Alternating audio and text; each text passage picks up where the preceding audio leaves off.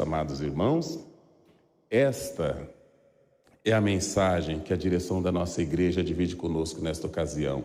É uma mensagem, amados irmãos, que nos convida a refletir sobre o valor da mensagem dessa igreja apostólica. Uma mensagem, irmãos, que nos convida a analisarmos se realmente nós entendemos a definição de temor. Os irmãos, eu percebo, irmãos, uma grande parcela de jovens, provavelmente todos estudam, estão em busca de um futuro para a sua vida. Então, irmãos, muitos aqui vão entender o que eu estou dizendo. Os irmãos sabem, eu acredito que a maioria sabe, a diferença entre conceito e definição. Irmãos, quando nós fazemos um curso na área de humanas, por exemplo, ela não é exata. Então, muito se fala de conceitos, ou seja, a opinião, a visão individual de uma pessoa em relação a um assunto. Mas quando nós falamos de definição, irmãos, nós estamos falando de algo comprovado. Os irmãos aqui, a grande maioria estudiosos sabe. Quando os irmãos estudam medicina, estudam matemática, não se fala de conceito, se fala de definição. E essa igreja apostólica, irmãos, ela tem ortodoxia perfeita.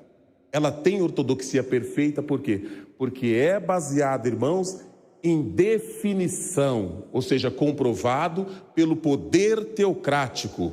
Muito se ouve falar, irmãos, de conceitos sobre o que é temor. Mas e a definição? A definição é aquilo que Deus, o nosso Pai, realmente entende como temor. Temor, meus irmãos, é amar. Temor é reconhecer a posição de autoridade soberana de Deus. É reconhecer a posição soberana de Jesus Cristo, seu Filho amado. É reconhecer a posição soberana dos santos profetas, dos santos apóstolos e nos dias atuais da Santa Vó Rosa como Consolador e do santo profeta e primaz irmão Aldo. Isso é temor. É amá-los, mas também, irmãos, conhecer a ortodoxia, conhecer a doutrina. Muitos se falam, pessoas, irmãos, que hoje usurparam para si o monopólio da salvação.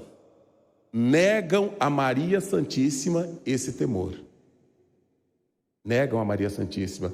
E muitos aqui já ouviram isso. Quando nós perguntamos, aonde está Maria Santíssima? Aqueles que usurparam para si o monopólio da salvação dizem, está no pó da terra. Ora, meus irmãos, quem é que prega salvação? Quem é que prega galardão?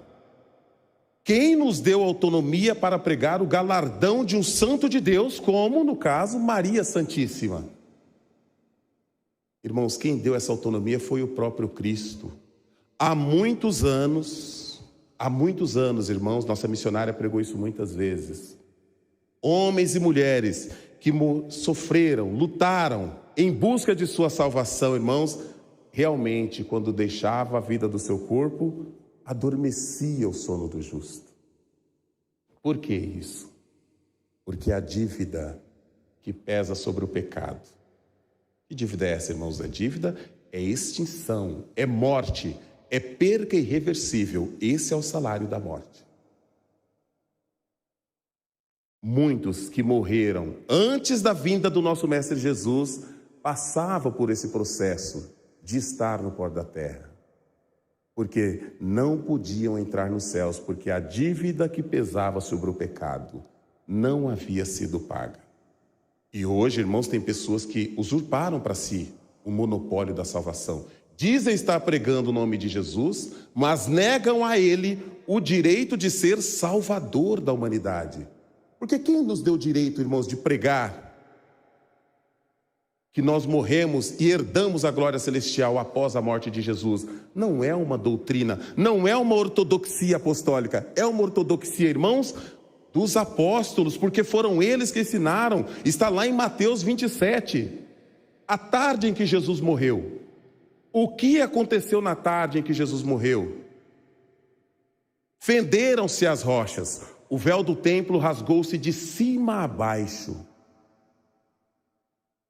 Os sepulcros se abriram, e aqueles que se achavam mortos com Deus, que se achavam mortos, que morreram em busca de sua salvação, foram ressuscitados e subiram com Jesus para os céus. Ou seja, o mérito, o poder do sangue de Jesus cumpriu sua missão, porque pagou a dívida do pecado. Quem está falando isso, irmãos? É um apóstolo.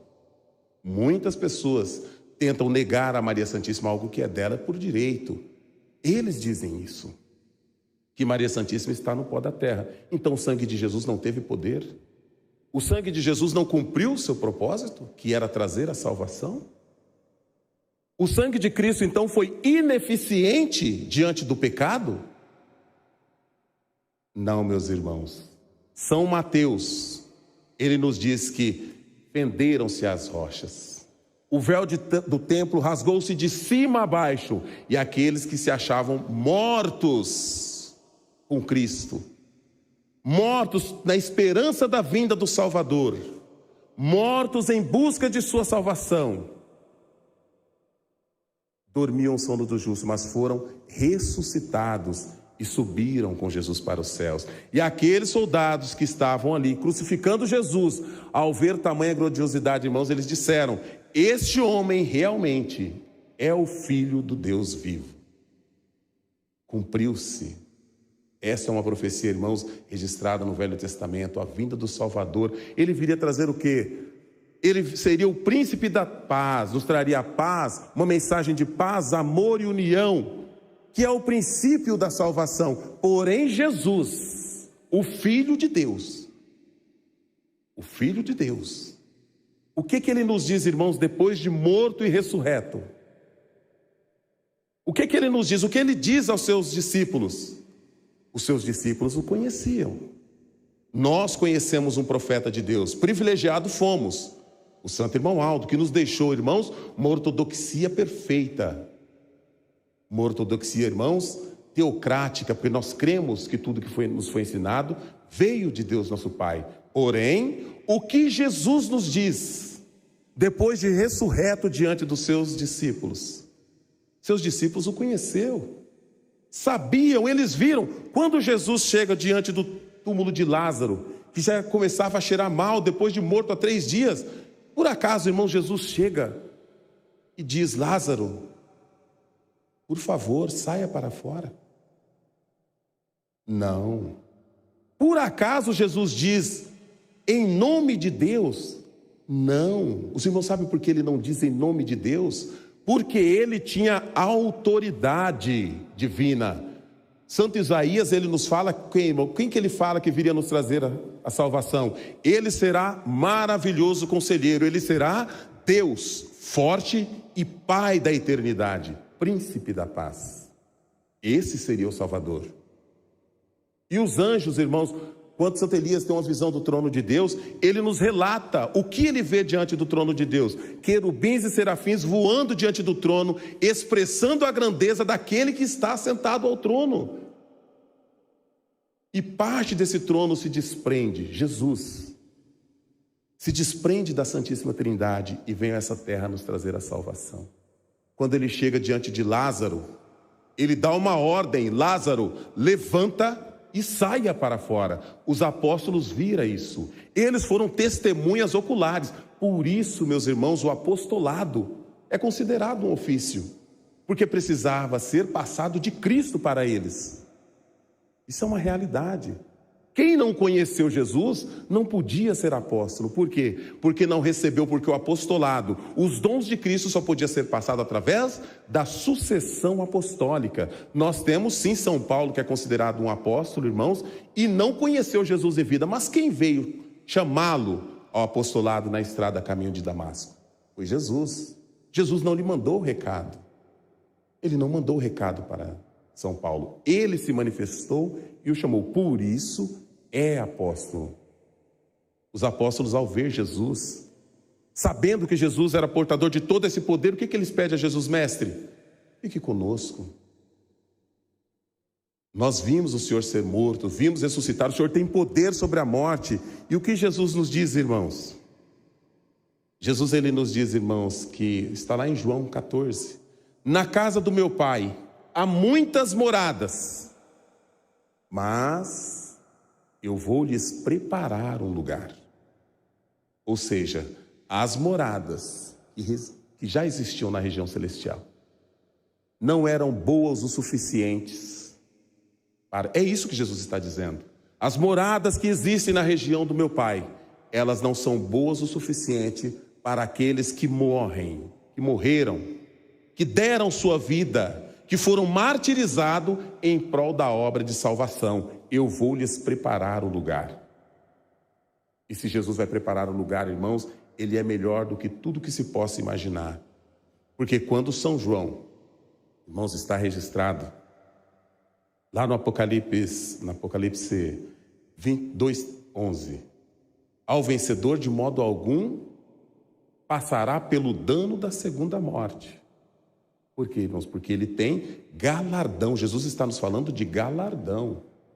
Porque se na casa do meu Pai, existem muitas moradas, mas eu vou preparar-lhe algo melhor, ele está falando de uma recompensa imensurável. E nós estamos falando aqui, irmãos, da grandiosidade de aceitarmos, recebermos e termos uma união perfeita com os santos e com Maria Santíssima para o ano que está se iniciando. E aonde é esse lugar, irmãos? São João, ele nos diz, lá em Apocalipse 11, quem prega o galardão? É a ortodoxia apostólica associada à ortodoxia dos apóstolos. Apocalipse 11:18. Eiraram as nações, e veio a tua glória, a tua justiça, ó Deus, porque é chegado o tempo de dar galardão aos santos, galardão aos apóstolos, galardão aos profetas.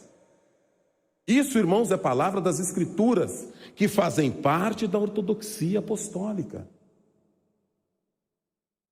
Eu já ouvi, quem esse profeta Aldo pensa que é para pregar o galardão de santos profetas? Ele é um profeta de Deus, ele está pregando ordem de Deus. É tempo de dar galardão aos santos profetas e apóstolos. E esse galardão, irmãos, aonde que é? É diante do trono de Deus, porque São João nos diz que quando ele olha para o trono de Deus, ele não mais vê querubins e serafins, como lá no passado. Santo Elias, quando viu o trono de Deus, querubins e serafins. Qual foi o último irmão, um dos últimos que se teve notícia que viu o trono de Deus? O jovem Estevão. São João ouviu, São João lia, ele sabia das coisas. Como é possível eu olhar diante do trono de Deus, conhecedor das histórias? Eu sei que os apóstolos que os profetas que tiveram a possibilidade de olhar o trono, de ver o trono de Deus, ele viu querubins, ele viu serafins. Santo Elias, quando foi, irmãos, diante do sinédrio hebraico, mais de 40 homens sentados em semicírculo para julgá-lo, sentenciá-lo à morte, ele ter uma visão, o que ele diz? Ele viu o santo diante do trono de Deus? Ele não viu, ele viu querubins e serafins. Esta foi a visão. Então São João, irmãos, ao olhar o trono de Deus e se deparar com tronos onde estão assentados grandes vencedores, ele estranha. E ele pergunta a Cristo: Senhor, quem são esses? E Jesus responde: são estes, aqueles que vieram de grande tribulação, porém lavaram suas vestiduras no sangue do Cordeiro Pascal. Hoje são galardoados.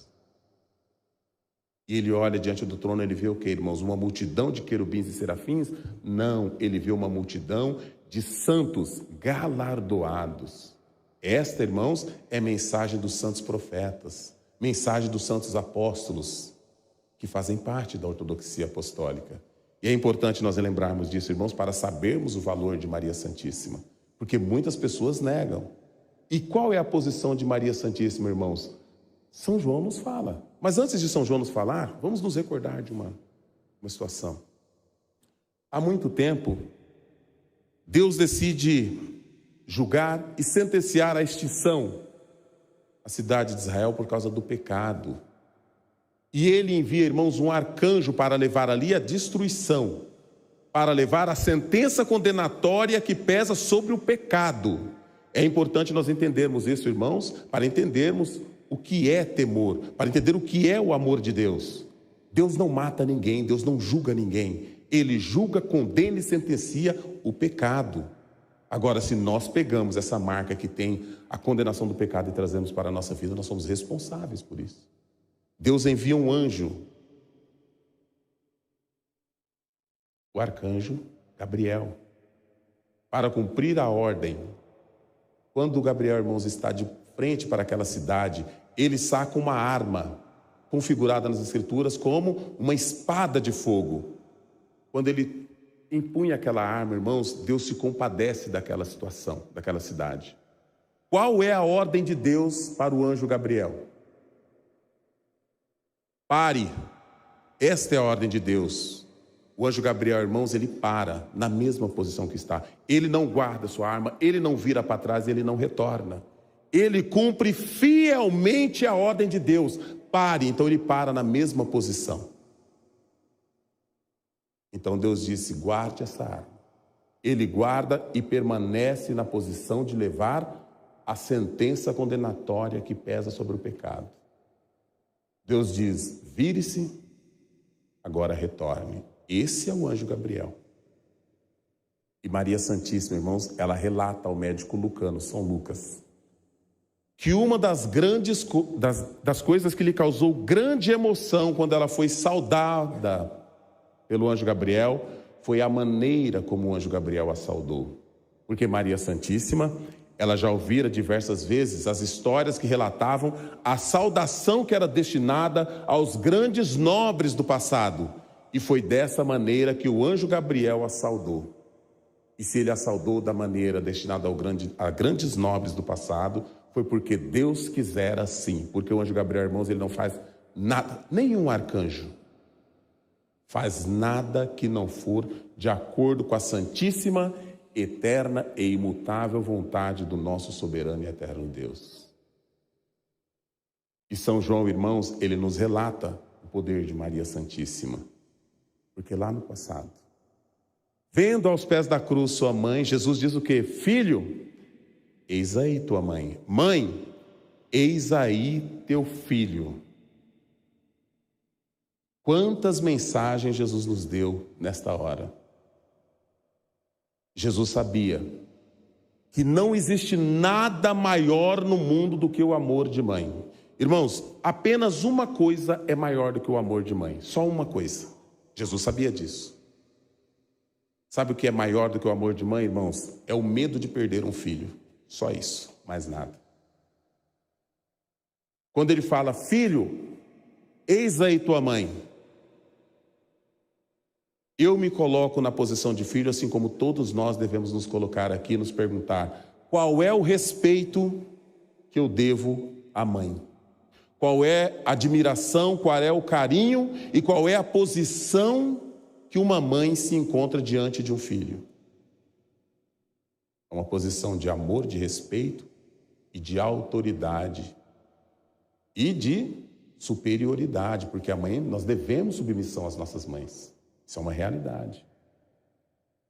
E São João, ele nos diz, irmãos, lá em Apocalipse 22, capítulo 22, 1 para 9. E quando ele viu o anjo que lhe mostrou todas as maravilhas contidas no livro do Apocalipse, ele se apressou em jogar-se de bruço com a cara no chão para adorá-lo. E qual é a resposta do anjo? Não faça isso. Não faça isso.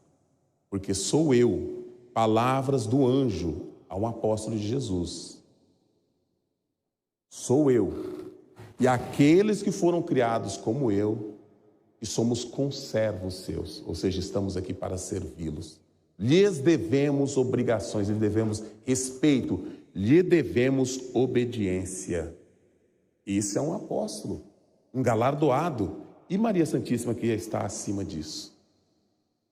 E a base, irmãos, para nós chegarmos a sermos participantes dessa família, é a união. É a união, irmãos, que infelizmente muito tem deixado a desejar. Somente o medo de perder um filho supera o amor de mãe. Todos nós aqui presentes, todos, inclusive aquele que não crê, se é que há alguém aqui. Aqueles que nos acompanham via internet, todos, sem exceção, é filho sim de Deus nosso Pai e filho de Maria Santíssima. Se não é filho de Maria Santíssima, então não é irmão de Cristo. É uma questão pessoal, tem que resolver a pessoa tem que resolver por si mesma. Agora eu te pergunto, eu questiono, meus irmãos, o que é maior do que o amor de Maria Santíssima por nós? É o medo de perder o meu espírito, é o medo de perder o seu espírito, é o medo de fazer com que o irmão perca a sua salvação. Agora, meu irmão, qual que é a sua posição diante de Maria Santíssima? Diante de Jesus, nosso irmão mais velho, maravilhoso conselheiro, porque nenhum que ouviu os conselhos de Jesus se perdeu. Qual que é a sua posição se você odeia o seu irmão? Qual que é a sua posição diante de Deus, que é nosso Pai? Diante de Maria Santíssima, que é a nossa mãe? Diante do nosso irmão mais velho, que tem autoridade para nos aconselhar? Qual que é a sua posição? Se o seu irmão está lá trabalhando, aí alguém chega para você e fala, ó, eu acho que fulano, aí o senhor dá ouvido, promove a chamada fofoca, fica promovendo o nome de uma pessoa que às vezes, irmãos, está lutando por sua sobrevivência, está lutando, sofrendo para levar o seu ganho com honra e dignidade para a sua família. Pense qual é a sua posição. Maria Santíssima, ela te ama também, mas qual que é a sua posição? Eles têm tudo para nos dar. Nós somos testemunha, irmãos, de grandes sinais que aconteceu nessa igreja. Domingo passado eu fui fazer a reunião em uma cidade, em Campinas, festa de Natal, e antes, irmãos, eu passei em Jundiaí. Há 2 anos, eu não lembro a data, precisar a data, mas os irmãos vão saber muito bem do que eu estou falando. Eu recebi uma ligação, olha, ora pelo irmão fulano, porque ele sofreu um acidente. Ele sofreu um acidente e todos nós aqui estamos acreditando que ele não sai dessa situação. Mas vamos orar, porque nós acreditamos que ele não sai. A situação é muito grave mesmo. E o médico, irmãos, inclusive quem passou essa situação tão grave foi o médico. Eu falei, puxa vida, um rapaz tão novo, sofreu um acidente, e nós, amigos daquele jovem, nós já tínhamos entregado essa pessoa. Irmãos, há poucos dias nós vimos ele cantando na sede, numa cadeira de roda. E domingo, irmãos, na hora que eu encontrei ele lá em Jundiaí, esse rapaz me deu um abraço, faltou quebrar minhas costelas, de tão forte que estava. Isso é glorificação a Deus, isso é glorificação a Maria Santíssima, isso é glorificação ao Santo Irmão Aldo. É mérito dessa igreja, porque é a igreja que nos ensinou a crer assim. Crer assim é bom e faz bem. E nós iremos precisar, no ano que se inicia, irmãos, clamar a Maria Santíssima, iremos precisar clamar a Jesus, iremos precisar clamar ao Santo Irmão Aldo. Agora, eu vou fazer uma pergunta, o senhor é hipócrita? Porque a Santa Vó Rosa, Maria Santíssima, eles me amam porque eles são bonzinhos, mas ele não ama fulano porque fulano não vale nada. Irmãos, qual que é a diferença de conceito para definição? Conceito é o que o Senhor acha no seu mundo intelectual egoísta. E quando eu digo isso, irmãos, eu digo nós todos, não estou me excluindo dessa situação. Em nosso mundo intelectual egoísta e mesquinho, nós olhamos para a vida do pessoa e o meu conceito é que isso aí não vale nada. O seu conceito, o meu conceito, irmãos, não quer dizer absolutamente nada. Quando se trata de salvação, quando se trata de mérito diante de Deus, o que realmente consta são os fatos. O que define o que o seu irmão é, ou o que ele deixou de ser, somente ele e Deus, Jesus, Maria Santíssima, Santa Forrosa, Santo Irmão e os santos que estão galardoados, estão diante do trono de Deus. Somente eles sabem e podem definir. O que você acha, o que eu acho, não quer dizer absolutamente nada. Não se fala, nós não promovemos um assunto que nós achamos. Isso não se faz. Isso, irmãos, é cavar a nossa própria sepultura espiritual. Olha o que o apóstolo diz, irmãos, lá no Apocalipse 2:11. Ao vencedor, de modo algum sofrerá o dano da segunda morte. Ele não está dizendo todos aqueles que conheceram Jesus, que ouviram falar de Jesus. Não, ele está dizendo ao vencedor, que vence a si mesmo, que vence o seu ego, que vence a sua personalidade egoísta. Eu acho, irmãos, nós não temos o direito de falar nada do que nós achamos. Se nós temos certeza, nós já não devemos, porque às vezes um assunto não é da nossa conta. E a união, ela é baseada nesse sentido.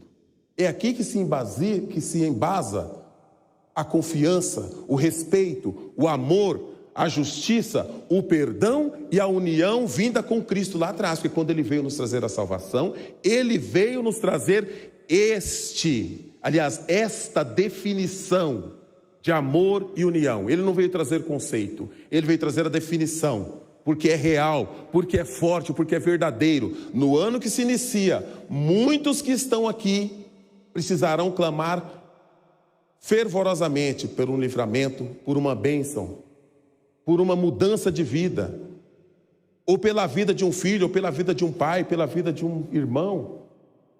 Qual será a sua resposta? Nesse momento de clamar, qual será a sua resposta? Qual será? A promessa de vitória, ela nos é dada por Cristo Jesus, pelo Filho de Deus. Mas existe uma regra a ser seguida. Quando a nossa Santa Vó Rosa, irmãos,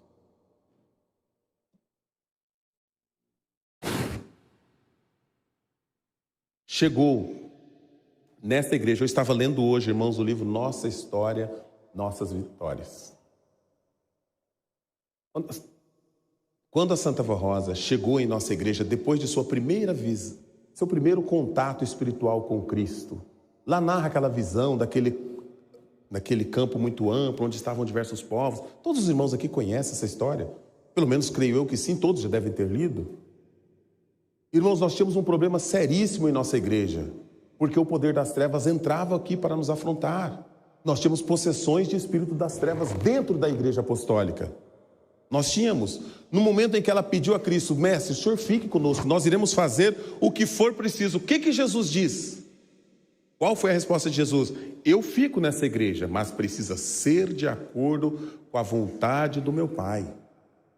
Precisa ser de acordo com aquilo que é compatível com o reino celestial. No boletim de 15 dias atrás, irmãos, diz que na noite em que Jesus nasceu, naquele ambiente em que Jesus nasceu, São José, a Virgem Maria, os 3 reis magos, eles estavam ali reunidos numa singeleza e numa simplicidade enorme, e não havia nenhum sentimento contrário ao Espírito de Deus naquela noite. E aqueles que possuíam um único sentimento contrário não puderam participar do primeiro Natal. Não puderam. E essa mensagem, irmãos, quando nós falamos união na igreja, é para mantermos a paz espiritual, porque muito nós falamos, meus irmãos, de batalhas materiais. Nós temos batalhas materiais todos os dias, mas e as batalhas espirituais? Os irmãos acreditam que nós estamos blindados? Estamos sim, por quê? Porque temos ortodoxia que faz com que os santos permaneçam entre nós. Mas e se nós não tivéssemos? Quem aqui se julga autossuficiente para garantir a sua liberdade espiritual sem a proteção dos santos galardoados para proteger-nos espiritualmente? Quem fala isso? As Escrituras. Eles vêm, participam de nossas reuniões, está lá no Apocalipse. E quando eles retornam, eles derramam aos pés de Deus como um cheiro, como um incenso suave as nossas petições. Lá no passado, meus irmãos, São Paulo, Olha para os irmãos verem a necessidade, irmãos, de estarmos em comunhão constante com o reino celestial. São Paulo era um homem de Deus. Ele vai aonde? Ele vai a Éfeso.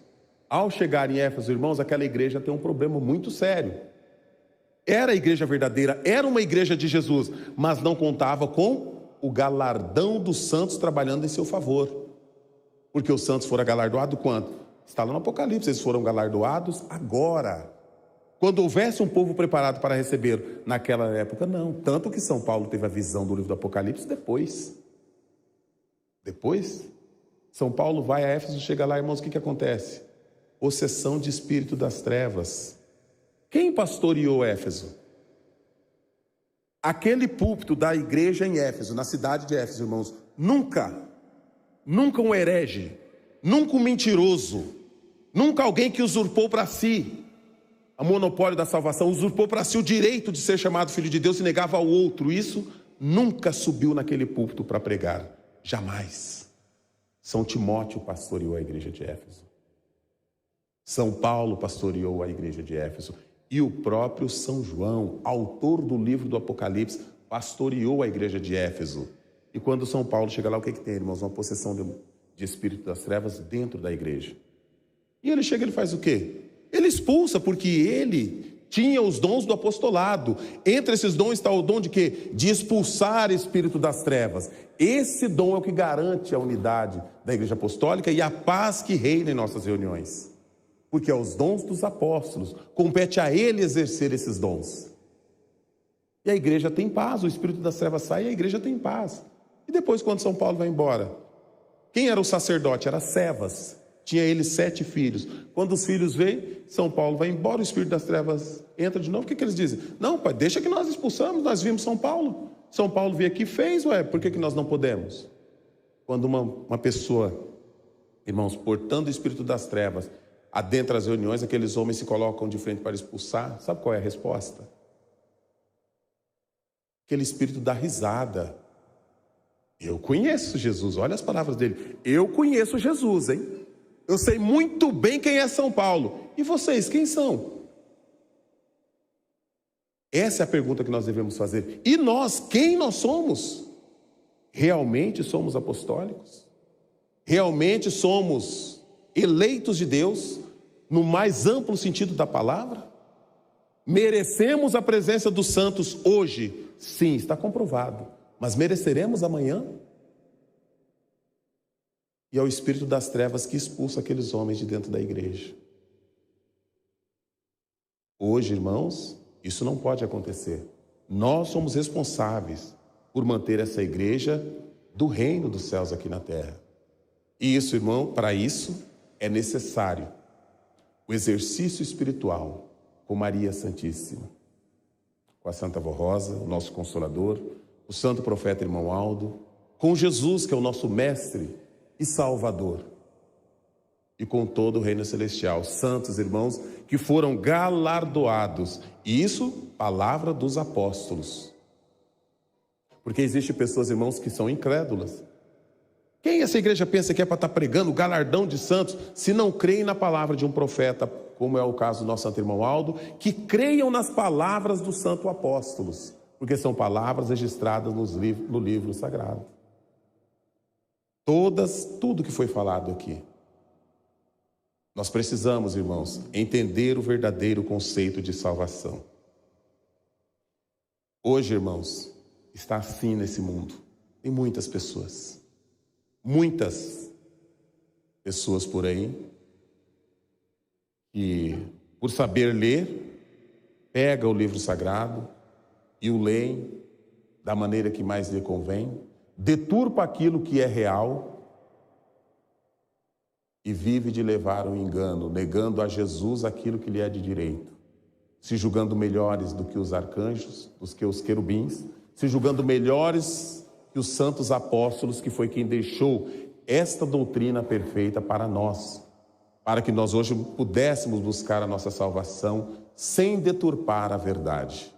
Nós iremos, amados irmãos, entrar no novo ano. Nós vamos entrar no novo ano.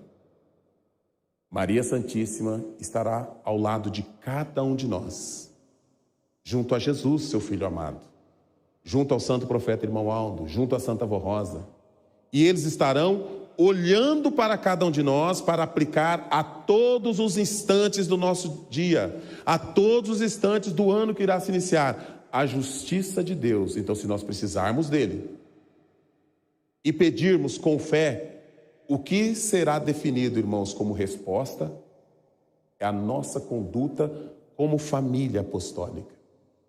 Maria Santíssima, a Santa Vó Rosa, o Santo Irmão Aldo, o nosso Mestre, Salvador, Jesus, o Filho do nosso bendito Pai Celestial, ele não ama o nosso regente mais do que ama os coristas.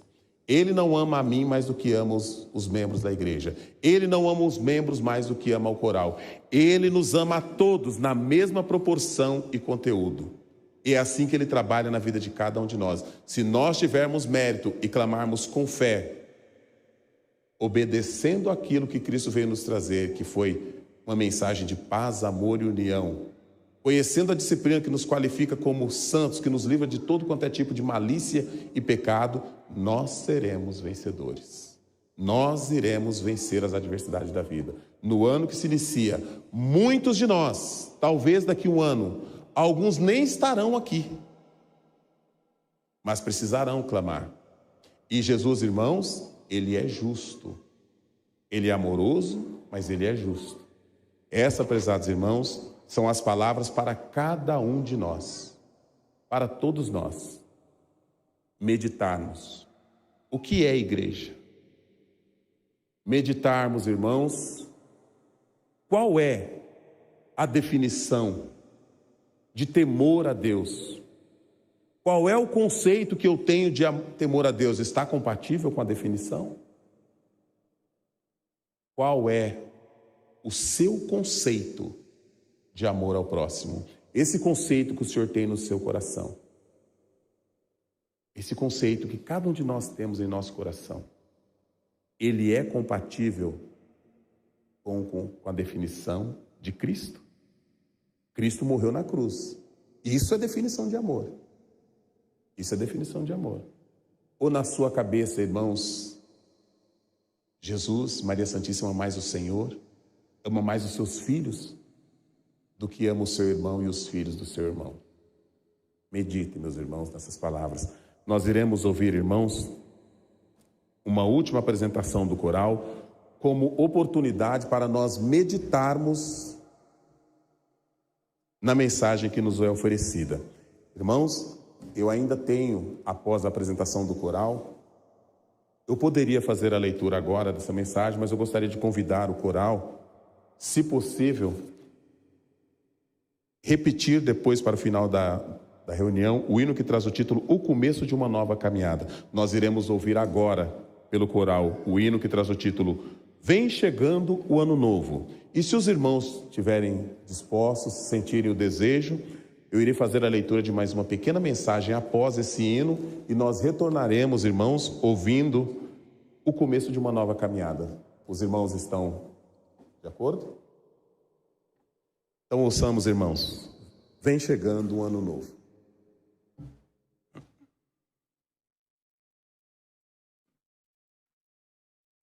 Ai.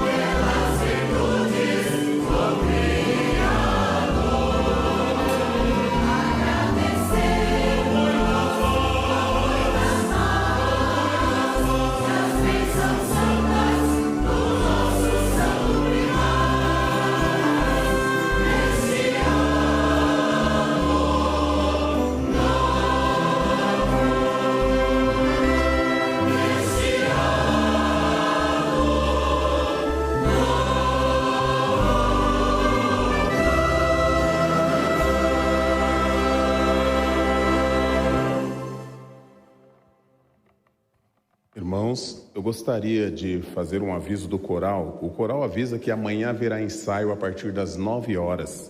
O coral, os regentes também convidam todos os irmãos do coral de Curitiba e de outras filiais que estão em Curitiba, mesmo aqueles que estão a passeio, para que fiquem à vontade para participar.